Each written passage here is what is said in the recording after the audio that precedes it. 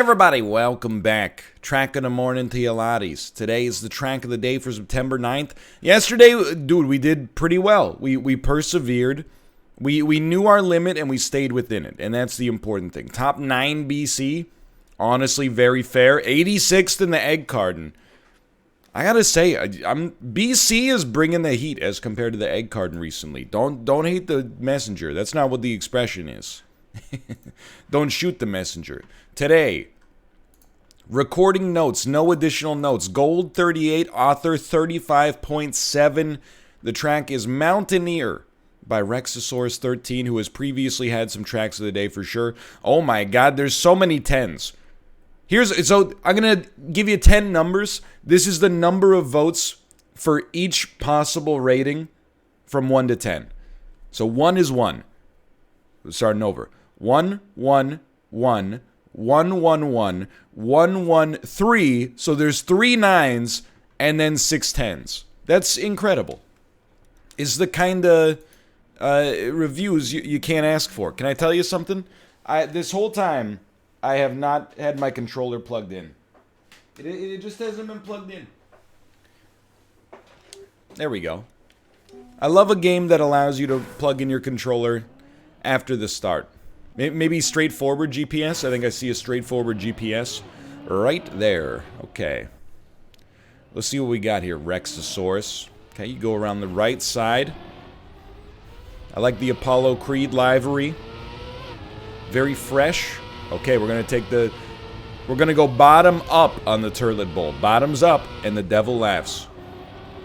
Okay, pretty standard driving. That one's gonna be a little touchy. Gonna have to get a little muscle memory built in there. Another pretty spicy corner. One where I'm going to turn on ghosts straight away. It seems like a cool track, though. I got nothing against this. Let's turn on some basic ghosts. Always want to see some egg carton members in the ghosts. Perhaps not today. Perhaps not today. Okay, so we come off here. Great start. Rexosaurus is like, he's the Apollo of Trackmania. One of the greatest level creators you could ever ask for. So early on here, just struggling slightly, but it is, you know, a little bit of an atypical sort of track setup. So you go bottoms up and the devil laughs. Bottoms up. I laid off the throttle. I'll just let you know I let off the throttle there. But the devil laughs nonetheless. Okay, good stuff. Still, you had to lay off the throttle there. That's going to be our big problem here, is like using slides maybe. Oh, okay, we're still going. Instead of letting off the throttle. My muscle memory initially is always just let off the throttle instead. I think there... Oh, okay, you know what? We'll do a quick little hot restart there. And that's the end of the track. Dude. There's an easy bronze. It is really early. It's only like half an hour after the track went live, which is also why I'm always a little bit more congested in the mornings, you know. Especially, like, trust me, I have West Coast solidarity. I'm not complaining about the fact that Vancouver is like a little smoky when I've seen photos out of, you know, Washington, California, and Oregon, where, you know, the sky is just crimson. But still, you know, it does compromise the air quality here a little bit. And you ever feel like as a child, you know, you're so resilient? You get sick, you know, a day later you're better, you know? You scrape your knee, a day later your body's regenerated the skin. It's crazy. Now as an adult, when, like, we didn't have HEPA filters in our house when I was a kid, but now as an adult, when the air's a little smoky, my body's like, I don't like it anymore. I'm not sure if I've coddled myself somewhat. We did hit the wall a little. Or alternatively, if, you know, the expiration date on human beings is just around this age naturally and just gets artificially extended through modern medicine and, you know, relatively good nutrition. So maybe my body's already starting to break down. I don't know. I don't have an answer for that yet. But suffice it to say, I've been a little sniffly due to some wildfire smoke. Okay. And also, I'm not punching down at all. You know, BC has wildfires all the time. We had a very, like, cool summer this year, combined with no camping, really. Less camping, at least. You know, we had a very manageable fire season, you know, back to the historical median, I would say. But whenever we had bad wildfires, people from Washington would always be like, hey, BC, get your dang wildfire smoke out of here. I'm trying to program for Amazon or whatever. And then, you know, this year I'm like complaining about the wildfires a little bit, and the same people who got up my butt. let me caffeinate / hydrate here. The same people who got up my butt for fires that I didn't create are like, oh, that must be hard for you. We're dying down here. I'm like, I know. That's what it was like for us when you were making jokes about it. Anyway. It's, again, we gotta have some solidarity there. I will say, I'm glad, you know, it's hard for people to be united. People are so divided these days. I'm glad we've all found something unifying. Saying, screw those people, to the people who had the gender reveal party where the pyrotechnics accident led to one of the wildfires. That is, like, unconscionable. You know, I understand that people have other problems with, oh, that's no good, with gender reveal parties beyond just them being a waste of time and money and occasionally also creating a wildfire as well. But, like, really? Like, in the brush, you're gonna have a gender reveal party with fireworks? It's just, not advisable. Let me put it that way. Not advisable. You're really... you would have expected... You know, I shouldn't say I feel bad, because I don't. But you ever have, like, a friend who has a bad idea? And you don't want to do it? So you try to talk them out of it, but you stop just short of being like, I'm not going to participate. And as a result, if it goes wrong, it reflects equally badly on both of you. Even though, you know, one of you is like, I was all in for this, and then the other one is like, I told you so. I wonder if one of the people involved, that's not how you do that, was like, this is a bad idea. Maybe we can just do something over Zoom. And the other person was like, absolutely not. We gotta do... Everybody's doing them these days. Everybody's doing the gender reveal parties. How could you not? Anyway, we did not do a gender reveal party. You know why? I mean, there's a couple of reasons. One is, it's not like we don't care, I guess, but it's like, you already get a lot of attention when you're having a baby. And for the first time I've ever had that opinion, I actually have, like, you know, the anecdotal experience to back it up. You get a lot of attention, but it's also busy. You know, you got doctor's appointments, and, you know, you gotta prepare your house for when the baby comes. You gotta buy a bunch of stuff. You gotta, you know, get a bassinet and a crib and a stroller and, you know, a good car seat and clothes. And, you know, there's a lot of prep work for a baby. Why add in, like, one more thing that doesn't really provide value to anybody? Just my biased take. Obviously, it provides value to some people, because they're willing to burn down half of the, you know, California geography for it. But, and then the other thing is, like, again, it's more about, like, not really being nice to your friends, but, like, there's already, you get a lot of attention for having a baby. You can already, you know, do a baby shower. I know COVID screws it up, but, you know, prior to that, you had, you know, baby showers, and, you know, you get the dopamine from announcing on Facebook or Instagram that you're live, and, you know, people are constantly, you know, they're treating you a little bit special on top of that. Plus, after the baby's born, who knows, you know, you got, hey, come over and meet the baby. You got the baby's, like, baptism or christening, if that's the thing that you're into. Oh, you gotta come over. It's Jennifer's first birthday. Oh, Jennifer lost her first two. Like, you get a lot of attention. Why throw one more? Like, and this is, we don't have friends like this to the best of my knowledge, although they might hide in plain sight. You never know, right? And inevitably, some of the people watching this will have had a gender reveal party. I think if you do it, like, I mean, again, I understand the other issues people have with it, like, you know, reinforcing the idea that, you know, there's only two genders or whatever. I'm not an expert on subjects like that, so all I would say is that mostly the Wildfire takes precedent for me, but I think those issues are valid. I'm just woefully, you know, uneducated when it comes to speaking about them with any kind of, you know, real opinion and tact whatsoever. So, you know, I think that if you do them, you know, as tastefully as possible, it could be okay. But one of my friends, if they threw a gender reveal party and were like, hey, come on out, I would be like, you know, don't you think you got enough going on right now? We really need to minimize our airtime there. But I will also just tell you straight up, I've never been to a gender reveal party. I've also, I've never even been to a baby shower, but honestly, I blame society for that. I feel like baby showers are almost, I mean, maybe this isn't true anymore. I'm just running it through my head. I'm like, I'm pretty ignorant on this subject, but, I always got the idea that baby showers were kind of like no men invited. You know, the women go to the baby shower and then the man goes to like shoot pool with his buddies and drink brandy out of a snifter and talk about, you know, like commodity futures or something, which is super weird. You know, I mean, we've got a Bant heavy episode here, but it's a fun track so far, so let's do it. People sometimes will like message me, and they're well-meaning messages. I don't mean that, and you can tell. As soon as I get warmed up, the hoarseness goes away, and you're like, oh, he's back on his BS again.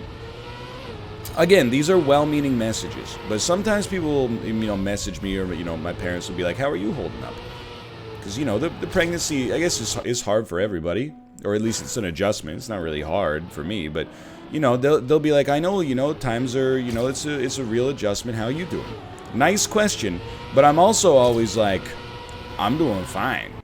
I don't have the baby, you know, inside of my abdomen. For the most part, the last 9 months have been, like, really easy. You know, my wife shoulders the burden of rearing. Is that what rearing is?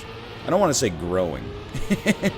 She shoulders the burden of developing the child. I don't know. There's no good word for it, right? And then for the most part, you know, like, what do I have to do? I don't know, like, a few extra chores that I maybe should have been doing anyway, just to be a good guy. And then also sometimes, you know, she's like, I want this for dinner. And I'm like, okay. It's not a burden at all. I'm like, sick. That means we get to order delivery tonight. The idea... And I know earlier in this episode you were like, oh no, NL's not woke. We're about to get turbo woke. But the idea that the man needs a break from the pregnancy is just is extremely boomer core for me. Because I'm like, we're not, I mean, maybe, you know, I'm blessed to have had not a, you know, a Katherine Heigl in Knocked Up sort of situation. Both the actress having a reputation for being moody, but also the character. You know, Kate's been pretty much on the level the whole time. And just, you know, suffered in silence. You know, with the symptoms, particularly in the first trimester, that were really bad. But, just, like, very weird for me that people are like... I mean, I think media has become more progressive about it for sure. But you definitely, the memory that I have from being younger is the idea, like, oh... Same with bachelor parties, right? Like, the idea that, like, oh, your wedding's tomorrow. So the idea of going to, like, a... I don't know. I'm sure this doesn't exist to the same extent anymore. But the idea of throwing a bachelor party where, like, you know, very shortly before your wedding, you go out and get completely hammered.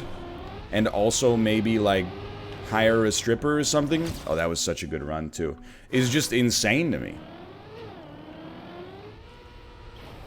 I get that it's like a tradition, and I think, you know, if you behave fine, like, it's not that big of a deal.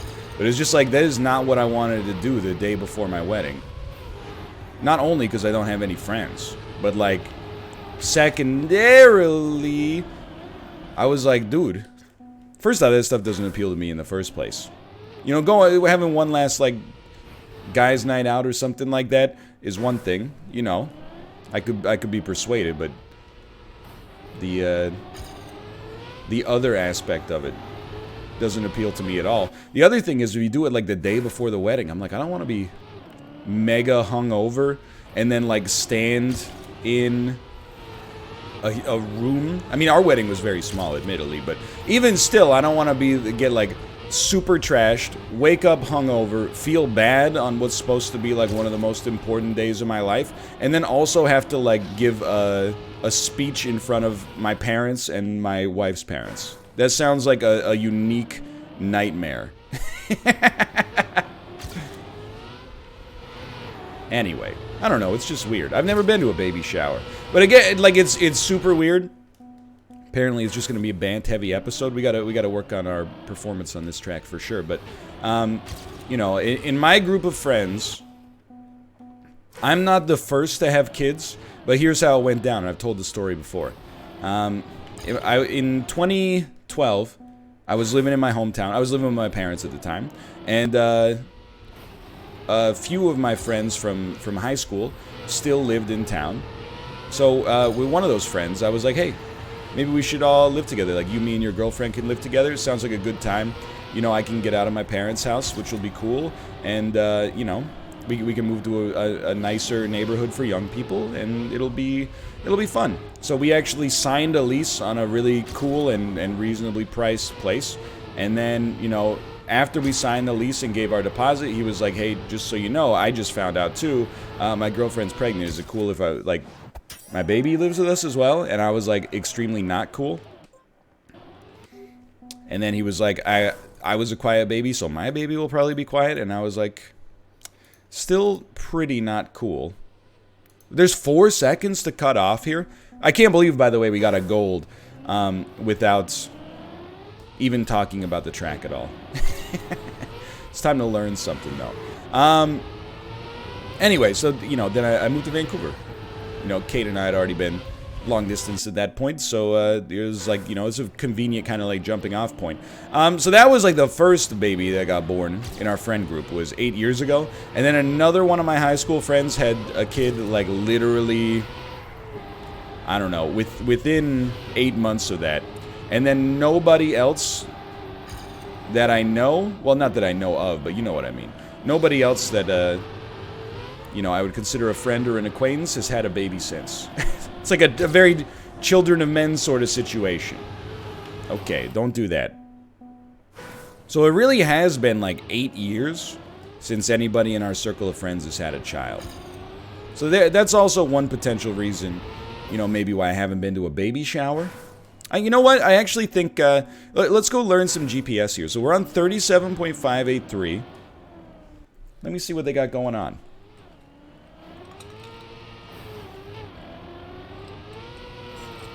Pretty standard so far. I would say, you know, we would probably be a second behind. Minimum rate here. I don't see your brake lights. That's what I'm looking for right now. So you're hugging the corners pretty good. A little bit, we knew that. We knew we had to be a little bit more diagonal there. But your time, it's hard to tell because it took us like 2 seconds or 3 seconds to get to the GPS in the first place, but your time is presumably faster. Okay, so you try, look at how much we're losing to these guys early on, dude. That's crazy. I gotta figure out, the thing is, I don't know if like, free cam is gonna explain how these guys are getting so much gas on me. So you're good there. That's not how you want to do that. I guess, you know, this right now seems like the kind of track where it's pretty tough for me to figure out where these inefficiencies are. Compared to like a normal track where you're like, or some of our recent tracks of the day where we're like, oh, you know, take that corner like this instead of like this.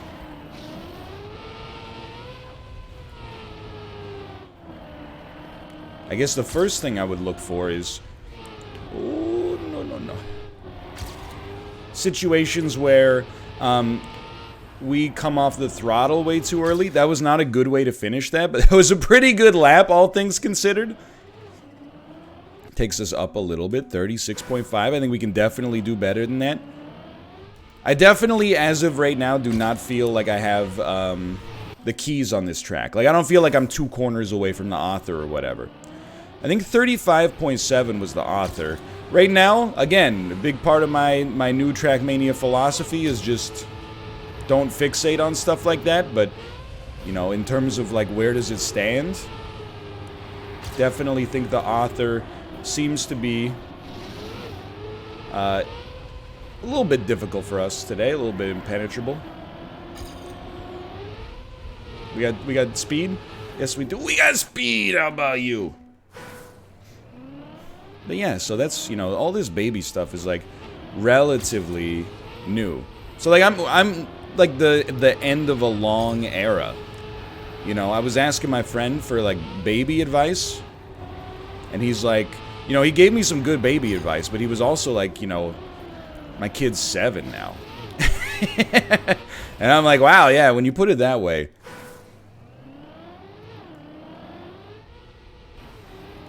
This has been something I've been thinking about, too. Not in a weird way, but just... It's funny that, like, me and... You know, I mean, everybody that you, like, went to high school with, you know, you're roughly around the same age, right? But based on the decision that when you have children, you know, completely changes the cohort that those kids are in, if that makes sense. Like, you know, I know that is obvious, just mathematically speaking, but it's weird to think about, because I think, you know, the entire time I've ever, you know, tried to conceive of the idea of generational... you know, eras, you just kind of draw, you know, like 20-year gaps between them, and you're like, okay, and then this generation has this generation has this generation, but I'm like, not really, like, you know, and again, I don't think you can necessarily glean that much about a person from the so-called generation that they're born in, but, well, I don't know about this one, brother. But, you know, my friend and I are both early millennials. Those are strong shrubs. His firstborn daughter is like, I don't know, she's born in 2012. I don't even know if they have a name for 7-year-olds now, and 8-year-olds. Maybe she's a late Zoomer, I don't know. But then in all likelihood, you know, there's a good chance that my daughter will be in a different generational cohort. Just kind of a weird thing to think about. You might be like, oh, it doesn't make that big of a difference. I don't know. Like, I honestly feel... like, for me, I feel... Like, if you're born in 1981... I was born in 1988. If you're born in 1981, I feel like we have a lot in common. If you're born in 1995... And it's not a snobby thing. I just feel like there's... Like, the way that... particularly, like, technology and society progressed... I have more in common with the people that were born a little earlier than later. You know, 81 and 88, we both grew up, like, you know, not really in the... Obviously more so 81, but, you know, the internet was less of a thing for them. And it only became a thing, you know, like, maybe around, like, middle school, high school for me, in terms of, like, everybody having it. Cell phones, and especially smartphones, were not, like, a thing. I didn't get a smartphone until, again, 2012. I didn't even have a cell phone until 2008. I've told this story before as well, but one year for Christmas, it must have been Christmas like 01, our family got one cell phone for 3 people. And, like, we barely would take it out of the house, but if somebody was, like, if I was going on a field trip, or I had, like, exams at the school, and then they would, you know, I might be done at a variable time. I could, like, call my grandma to be picked up. It was basically just like, hey, we'll buy a cell phone, and then we'll save so much money on payphones. I have very strong memories of using payphones, calling my mom or dad and being like, hey, the bus is back from the field trip. Can you come pick me up? Hold on. This could compete. This could compete. It's going to be very close. It's not going to be close. It's not that far off. But then, like, 1995, I think about it. So if you're 1995, you graduated from high school in 2013. Like, just that in and of itself is crazy to me. Like, if you were like, oh, that seems unfair, NL. Well, the difference is, like, I mean, and I don't know how people from 1981 feel. Maybe they feel like they're closer to people from 1974 than people from 1988. But for me, I'm like, dude, in 2013, you graduated from high school if you were born in 1995. In 2013, I was in my second full-time year of doing this as a job. So hopefully you can see, at least in terms of the eras like my life was divided into, there's a difference there. But that might be different for other people as well. So maybe 7 years is a lot, maybe it's not that much, I don't know. I'll tell you for now,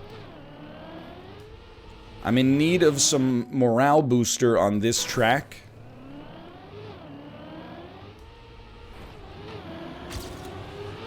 I don't know why I said some morale booster, like it's like a powder or something, or a product you can purchase from a purveyor of fine goods.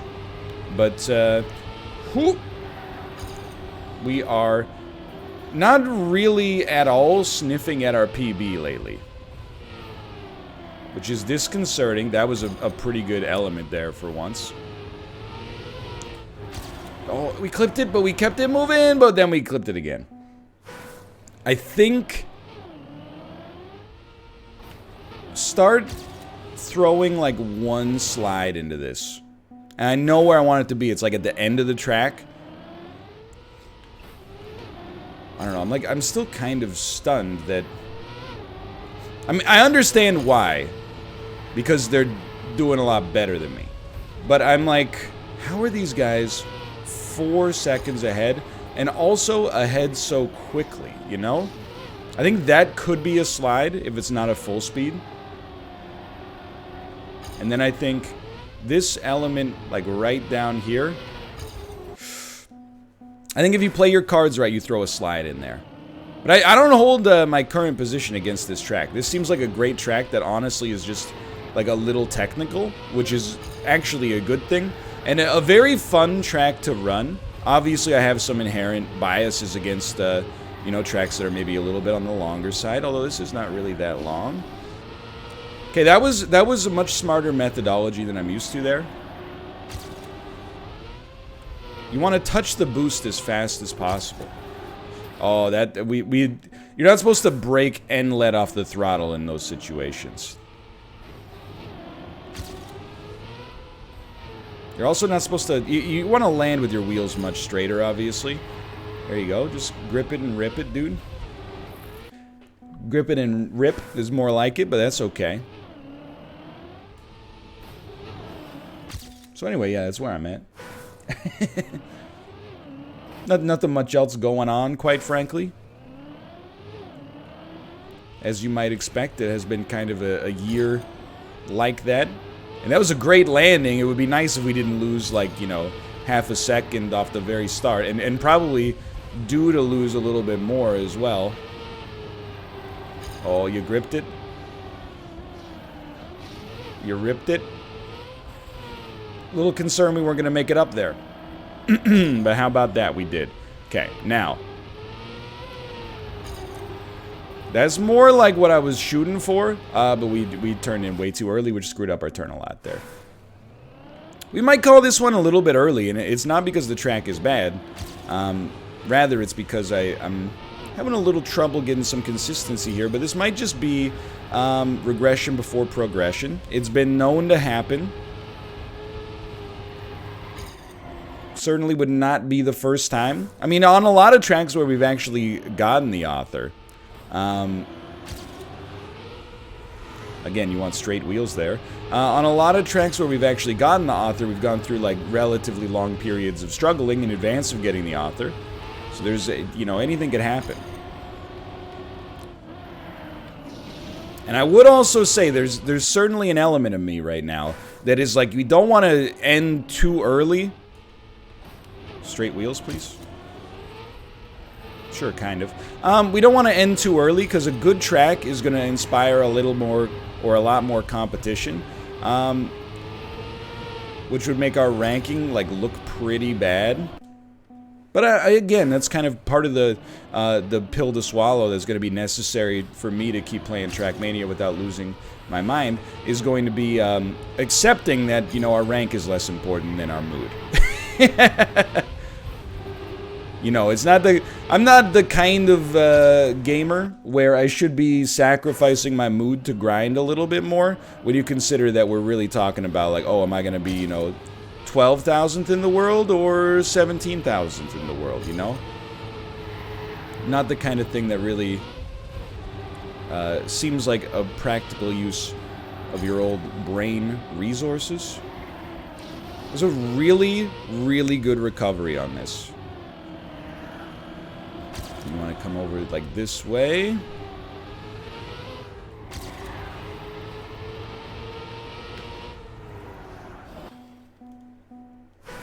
That was good. That was a reassuring that we can actually do what we came here to do.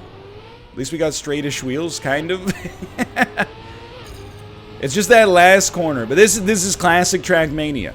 You know, you grind so much on the early parts of the course, they become second nature, hopefully. And then you get to the later parts of the course, and you're like, I forgot how to do this.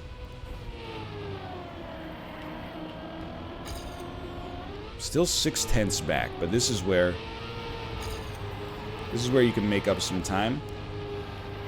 Not enough, but we did basically pull 5/10 back there. So that's very, very, very good to know. That's the other universal truth of Trackmania. If you ever have a blue split through the first half of the track, you're going to hit an obstacle you've never hit before and ruin it. If you ever have the greatest run of your life at the end of the course, it's only going to happen after you've already made it impossible to catch your previous best. That's like law number one of Trackmania. Obviously, that's not true because, you know, there are situations where you get PBs. But you know what they say about laws? They're made to be broken. Okay, we're still 5/10 back, which is kind of a major surprise to me. That one might have gotten there, but it wasn't going to get there by enough to be pogged.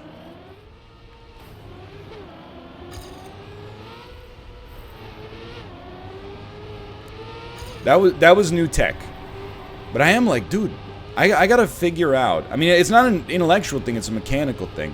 I gotta figure out how the heck to compete with these friggin' ghosts. I also think they're turning a little bit into that ramp, which might be able to cut off a few easy tenths for us. Like, their corner there is so friggin' tight, dude. How are you doing that?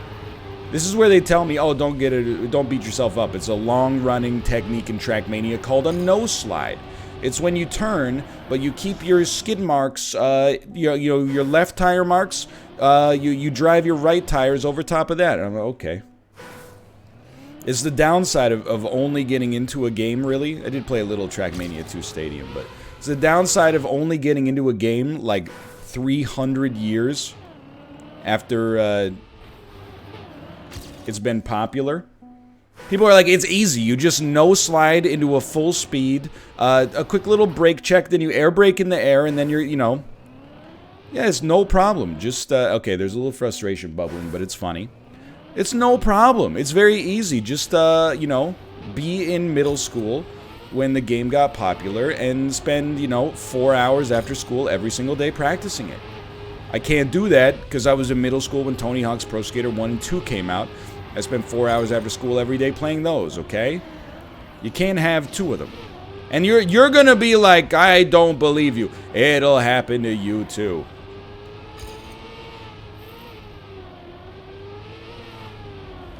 This one's going nowhere. I got you for 3 minutes. 3 minutes of playtime. I still think this is now a situation where my expectation is not fair. My expectation is that perhaps we will get one more new personal best.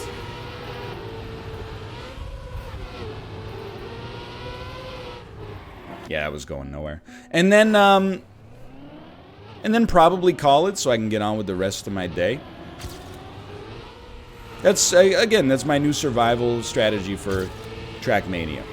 Don't fixate on getting the Irish Spring. The Irish Spring medal is not dictated by anything, by necessity, other than the amount that the author resents the audience.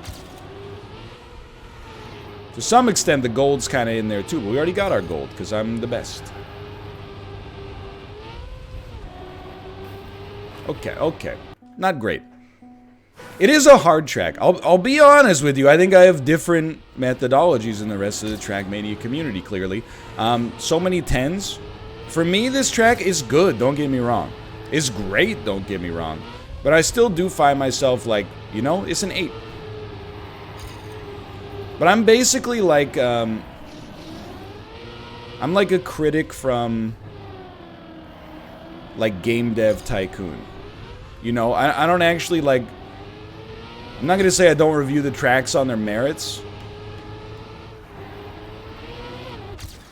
I think we can do even a little bit better than that.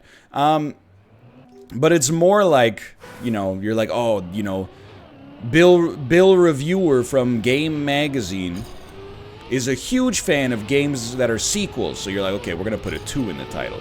You know, that's me. I'm Bill Reviewer, but instead of sequels, I'm like, if your track is more than 30 seconds long, the highest possible review is a 9. It's not really fair. In fact, it's not fair at all, but it's true, you know? It's true to my perception.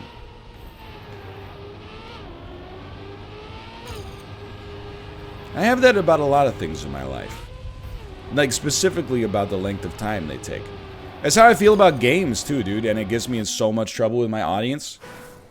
Because the standard model of games is like, I mean, indie games are cool, don't get me wrong, but nothing can compete with a 45-hour-long cinematic single-player journey where, you know, there's 3 hours of cutscenes and then 42 hours of mashing XXXXY, the optimum combo on your Forge's hammer, in order to do the maximum DPS to the same 16 enemy models over and over and over.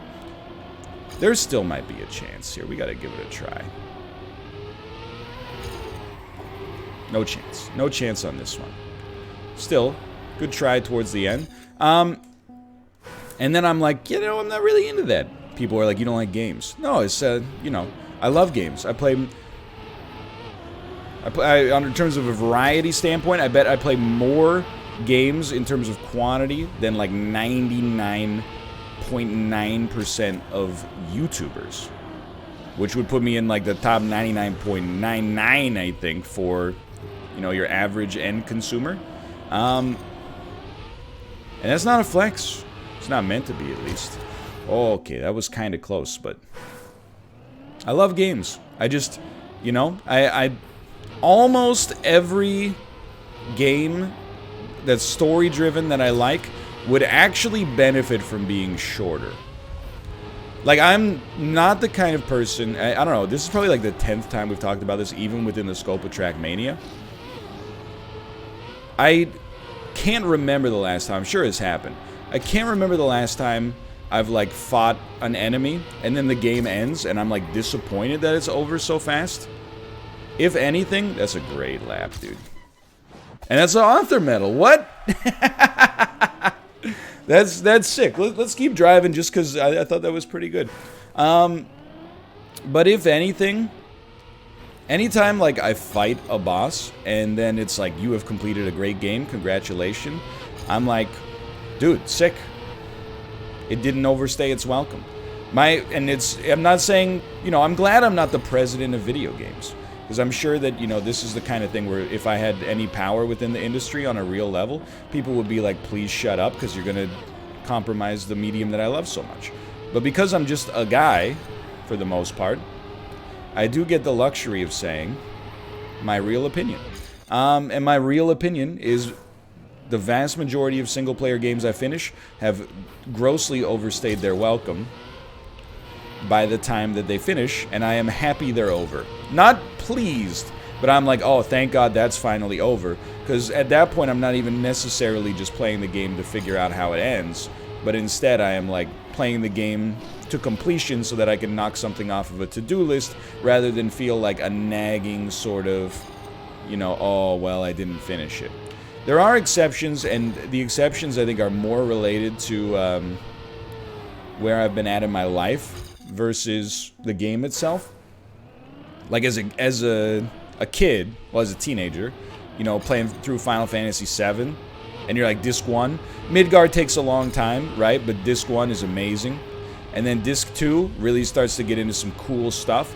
And then you're like, oh boy, I can't wait to see what Disc 3 has. And then it's literally just the final dungeon and boss fights. And then, you know, like the most impressive CG work I'd ever seen in a video game hither to that point. You know, you're like, oh, I don't want it to end.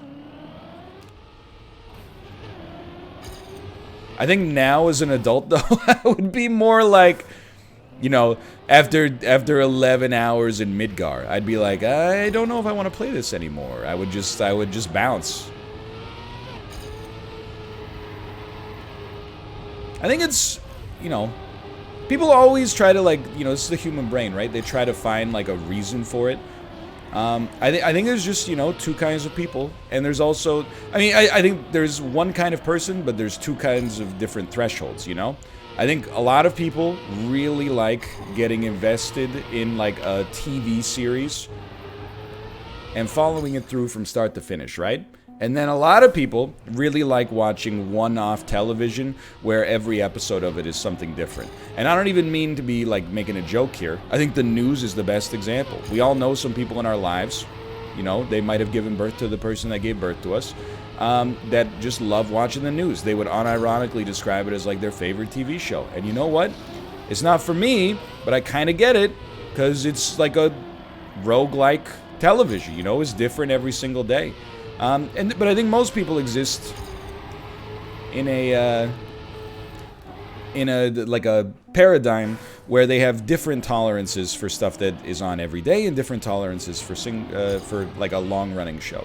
Like I'll Better Call Saul, Breaking Bad, Game of Thrones until season 8. I wish I could say like until season 5, but I still was a true believer. You know, stuff like that. You know, I get down with that. If someone's like, hey, here's a 6 out of 10 show with 6 seasons, I'm like, I'm not going to watch that. Are you insane?